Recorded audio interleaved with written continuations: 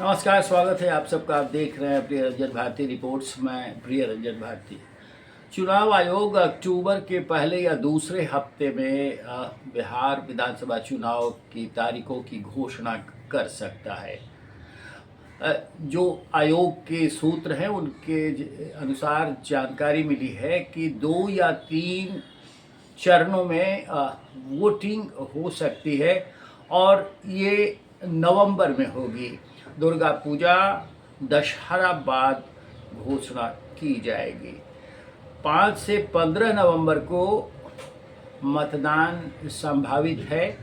5 से 15 नवंबर के बीच 2 या 3 चरणों में वोटिंग कराई जा सकती है और 20 नवंबर को मतगणना यानी मतगणना के बाद अंतिम परिणाम आ जाएंगे। चुनाव आयोग 22 नवंबर की डेट लाइन को ध्यान में रखकर ये रूपरेखा तैयार कर रहा है और 30 सितंबर को फाइनल वोटर लिस्ट, जो SIR के बाद फाइनल वोटर लिस्ट प्रकाशित होने वाली है, उसे लेकर के पूरी तैयारियां की जा रही हैं। चुनाव आयोग की टीम इसी महीने बिहार का दौरा कर सकता है। इस बीच जो जानकारियां मिली हैं उसके अनुसार 3 लाख से अधिक वोटर 6 जिलों में और हटाए जा सकते हैं और ऐसा इसलिए संभव है कि इन सारे लोगों ने अपने फॉर्म जो SIR के दौरान भरे जाने थे वो नहीं भर पाए। इनको नोटिस चुनाव आयोग की तरफ से जारी किया गया है। अगर दोबारा नोटिस के बावजूद इन लोगों ने फॉर्म नहीं भरे, अपने बारे में ज़्यादा विवरण चुनाव आयोग को नहीं दिया, तो इनके नाम हटाए जा सकते हैं। ये संभावना बनी हुई, लेकिन चुनाव आयोग तारीखों को लेकर के गंभीर है और जल्दी ही वो इस बारे में अपनी घोषणा करने वाला है। इस बीच जो कांग्रेस के नेता राहुल गांधी की वोटर अधिकार यात्रा के दौरान PM प्रधानमंत्री नरेंद्र मोदी की मां को गाली देने के मामले में तूल पकड़ लिया है। आज यानी गुरुवार को बिहार की सड़कों पर NDA के कार्यकर्ता जमकर विरोध प्रदर्शन करने उतरे। इसे लेकर जहां तहां गंभीर जाम की स्थिति बनी हुई है। कई शहरों में प्रदर्शन के शानदार रिपोर्टें आ रही है। प्रधानमंत्री भी इस मामले को लेकर भावुक हुए थे और अपनी बात रख चुके हैं। वहीं विपक्ष भी BJP को घेरने में लगा हुआ है। सोनिया गांधी के नाम पर इंडिया गठबंधन नाम के X अकाउंट से एक पोस्ट किया गया है जिसमें लिखा है, मुझे कांग्रेस की विधवा कहा गया। वहीं लालू ने लिखा, X पर पोस्ट किया है लालू प्रसाद यादव ने। उन्होंने लिखा, बिहारी को हल्के में ना लें गुजराती। उन्होंने जो पोस्ट किया है उसके अनुसार क्या प्रधानमंत्री मोदी ने भाजपाइयों को आदेश दिया कि आज पूरे बिहार और बिहारियों की माताओं, बहनों और बेटियों को गाली दो? गुजराती लोग बिहारियों को इतने हल्के में ना लें। यह बिहार है। BJP के गुंडे, मव्वाली, सम्मानित शिक्षिकाओं, राह चलती महिलाओं, छात्राओं, गर्भवती महिलाओं, बुजुर्गों और पत्रकारों को गालियां दे रहे हैं, उनके साथ हाथापाई कर दुर्व्यवहार कर रहे हैं। क्या यह उचित है? इस तरह से प्रधानमंत्री नरेंद्र मोदी ने अपनी स्वर्गीय मां को गाली दिए जाने के बाद भावुकता दिखाई और साथ साथ इसका सहानुभूति का लाभ उठाते हुए अपने आंसू लोगों को बहाने के लिए, खासकर भाजपाइयों को और उनके समर्थकों को विवश कर दिया। उसी तरह से लालू प्रसाद यादव ने भी इसे पब्लिक डोमेन में छोड़ते हुए कहा कि क्या यह उचित है। अब वो सोनिया गांधी भी इस तरह से पोस्ट कर रही हैं मैं भी एक माँ हूँ, उन्होंने एक्स पर पोस्ट किया। प्रधानमंत्री नरेंद्र मोदी ने मुझे कांग्रेस की विधवा कहकर मेरा अपमान किया था। मुझे जर्सी गाय कहा गया।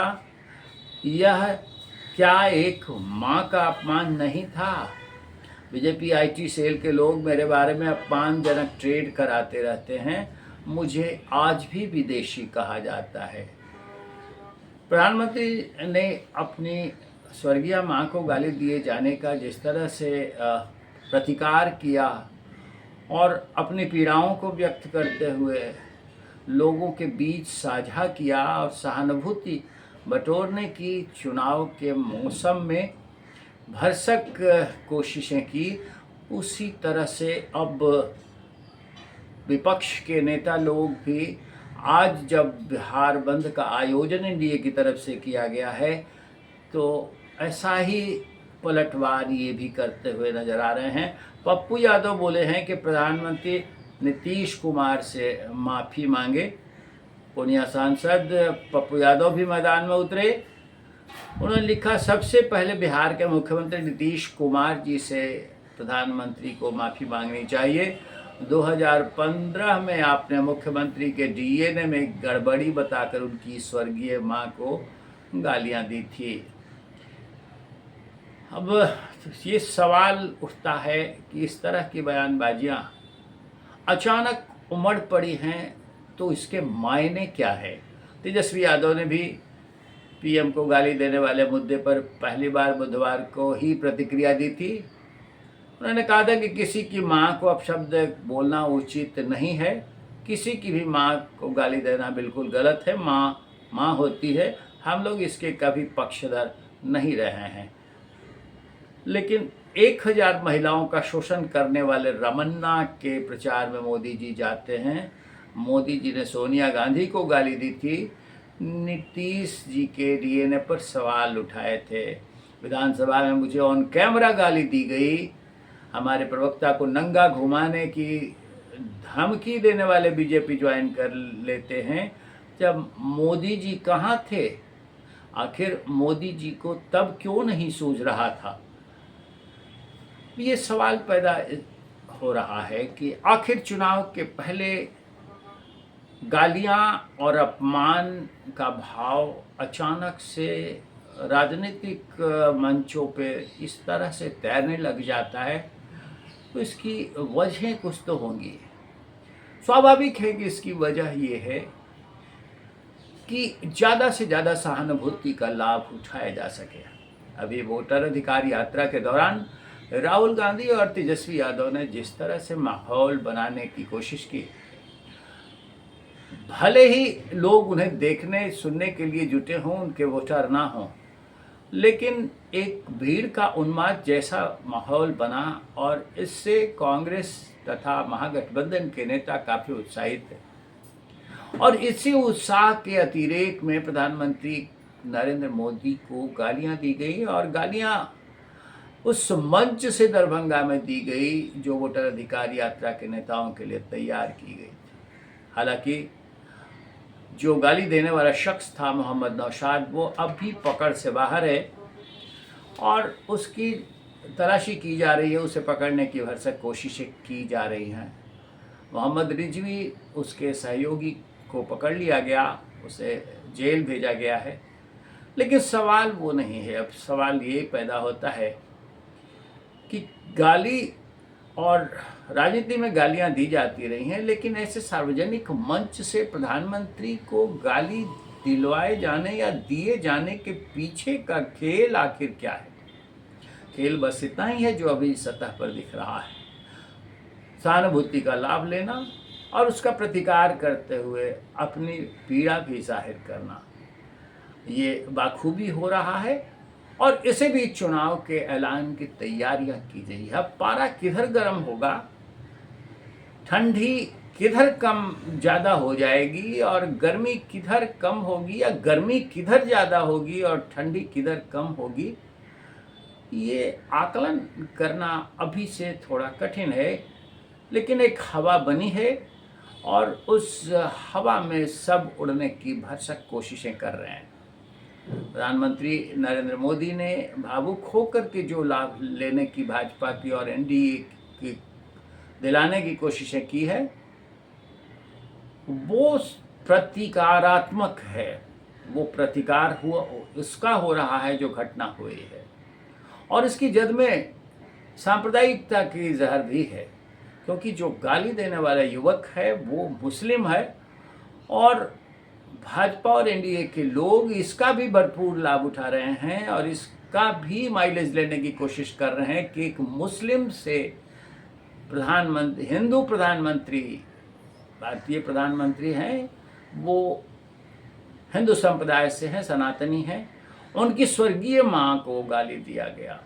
इसका लाभ उठाने की और हिंदू चेतना जागृत करते हुए वोटों के ठोस पोलराइजेशन की कोशिशें हैं, और उसके प्रतिरोध में जो महागठबंधन और इंडिया फ्रंट के लोग जिस तरह से पुरानी बातों का जिक्र करते हुए एक्स पर पोस्ट कर रहे हैं या हवा बना रहे हैं, वो उसका काउंटर प्रोडक्टिव, यानी उसके विरोध में जो गोलबंदी अगर भाजपा के पक्ष में कराने की कोशिश की जा रही है, तो उसके प्रतिरोध में जो दूसरे संप्रदाय के लोगों के वोट हैं उनकी गोलबंदी के लिए ये प्रयास महागठबंधन और इंडिया फ्रंट के लोग कर रहे हैं।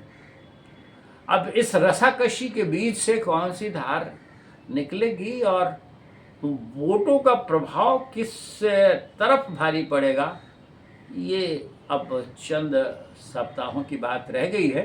चुनाव आयोग पूरी तरह से कमर कस चुका है, लेकिन सवाल ये भी पैदा होता है कि जिस चुनाव आयोग पर राहुल गांधी और विपक्ष को भरोसा नहीं है, आखिर वो फिर चुनाव आयोग के द्वारा मतदान की पूरी प्रक्रिया के बाद मतगणना पर भरोसा करेंगे भी या फिर कोई खेल तमाशा करेंगे।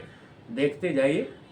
आज के अंक में बस इतना ही। हम आपसे निवेदन करेंगे कि हमारे इस वीडियो पर अपनी प्रतिक्रिया कमेंट बॉक्स में जाकर जरूर दीजिए, और हमारे चैनल प्रियरंजन भारती रिपोर्ट्स को सब्सक्राइब नहीं किया है तो सब्सक्राइब करिए, लाइक कीजिए, शेयर कीजिए।